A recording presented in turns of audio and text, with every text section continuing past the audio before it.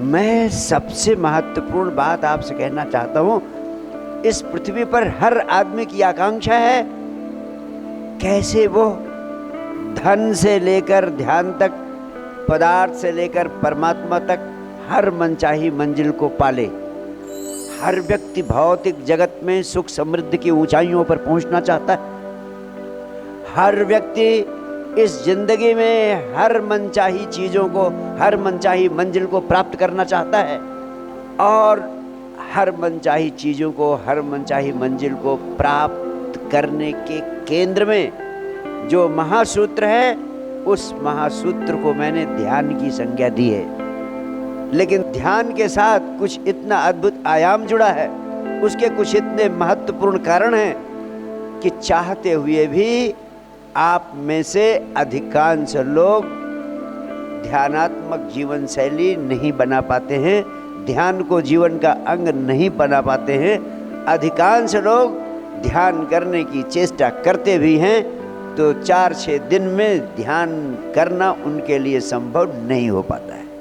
तो बहुत थोड़े से लोग हैं जो किसी तरह से प्रेरित होते हैं और लगातार ध्यान करने की दिशा में सार्थक कदम उठा पाते हैं। लेकिन अगर ऐसे ही चलता रहा तो अधिकांश लोग इस पृथ्वी पर 99% से भी अधिक लोग ध्यान की महाऔषधि से वंचित रह जाएंगे।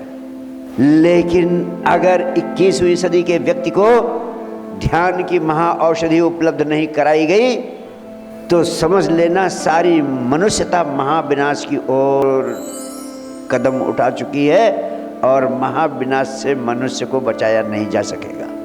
अगर ध्यान की दिशा में आपका सार्थक कदम नहीं उठता है तो मनचाही चीज़ों और मनचाही मंजिल को पाने की दिशा में आप कभी पूर्णता से सफल नहीं हो पाएंगे। अगर ध्यान की दिशा में आपका सार्थक कदम नहीं उठता है तो समझ लेना कि आपके इस जीवन में सच्चे अर्थों में आनंद की सुगंध नहीं पैदा हो सकेगी। अगर ध्यान की दिशा में आप सार्थक कदम उठाने का सशक्त निर्णय नहीं ले लेते हैं तो समझ लेना अध्यात्म के जगत में परम आनंद के रूप में परमात्मा की दिशा में आपका कदम कभी नहीं उठ पाएगा और ये पूरा का पूरा जीवन पशुओं की तरह जीते हुए ही आपको बिताना पड़ेगा। इसलिए आज आपको मैं एक नया विज्ञान देना चाहता हूँ। अगर इसे आपने अच्छी तरह समझ लिया तो अलग से ध्यान करने की आपको कोई ज़रूरत नहीं रह जाएगी। आप जहाँ हैं, जैसे हैं, वैसे ही ध्यान की भाव दशा में होने लगेंगे। जहाँ हैं, जैसे हैं, वैसे ही जागने लगेंगे। आप उसे सिर्फ समझ लें। सिर्फ समझ लेने से आपका जीवन ध्यानात्मक हो सकता है। उसके लिए इतना भी ज़रूरी नहीं है कि आप 10 मिनट का समय भी ध्यान के नाम पर अलग से निकालें।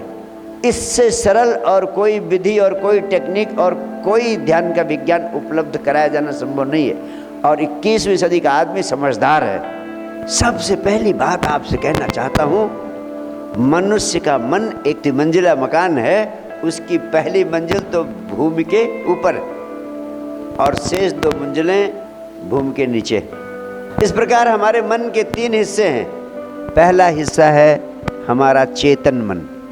चेतन मन आपके मन का वो हिस्सा है जिसके आधार पर आप जीते हैं और जिंदगी के सारे काम करते हैं। वो आपके मन का बहुत छोटा सा हिस्सा है। चेतन मन के नीचे अंडरग्राउंड 2 मंजिलें और है आपके मन की। दूसरी मंजिल है वह अर्ध चेतन है, उसे सब कॉन्शियस कहते हैं। उसमें बहुत थोड़ा सा प्रकाश है। वो कभी कभी आपके चेतन मन से जुड़ जाता है, कभी कभी नहीं जुड़ता, लेकिन उसमें भी अधिकांश अंधेरा ही। और तीसरी मंजिल जो सबसे नीची मंजिल है आपके मन की, वह अचेतन मन है, अनकॉन्शियस माइंड है। वो अनकॉन्शियस माइंड, अचेतन मन इसलिए अचेतन कहा गया है क्योंकि वह पूरा का पूरा ही अंधेरे में है उससे आपका कभी कोई संपर्क नहीं बन पाता। और आपके जीवन का सबसे महत्वपूर्ण आयाम अचेतन मन है। आपके जीवन की सर्वाधिक महत्वपूर्ण शक्ति अचेतन मन में निहित है। उस असाधारण शक्ति से, जिसे हम कह सकते हैं आपके जीवन की 90% शक्ति, वह अचेतन मन में दबी पड़ी। अधिकांश लोग इस पृथ्वी पर सिर्फ चेतन मन के हिस्से में, जीवन के 10% हिस्से में जीते हैं और पूरी जिंदगी उसी तल पर जीते जीते समाप्त हो जाते हैं। अर्धचेतन मन और अचेतन मन की शक्तियों से उनका कोई संपर्क नहीं हो पाता है। इसीलिए अधिकांश लोग, लगभग मोर देन 99.9% लोग इस अद्भुत जीवन के रहस्य और इस अद्भुत जीवन की विराट संपदा के अनुभव से वंचित हो जाते हैं। सत्य की, स्वयं की, परमात्मा की यात्रा के लिए सबसे अनिवार्य शर्त है कि जो आपके मन के दो महत्वपूर्ण आयाम हैं, अर्धचेतन और अचेतन मन, इनसे भी आपका संपर्क हो जाए। यहाँ भी आपकी चेतना जाग जाए। जीवन की जड़ें अर्धचेतन और फिर और गहरे अचेतन में छिपी हुई हैं। जीवन की जड़ों को जान लेना ही सत्य को जान लेना है। जीवन की जड़ों को पा लेना ही परमात्मा को पा लेना है। जीवन की जड़ों को समझ लेना ही परम आनंद को उपलब्ध हो जाना है। उसी को मुक्ति कहते हैं, उसी को मोक्ष कहते हैं। इसलिए अध्यात्म जगत में मनुष्य के जीवन का सबसे महत्वपूर्ण, सबसे मूल्यवान सूत्र है कि आपकी चित्त के जो अंधेरे कक्ष हैं, जिन मकानों में निरंतर अंधेरा रहता है, उन मकानों में रोशनी को उपलब्ध करा देना।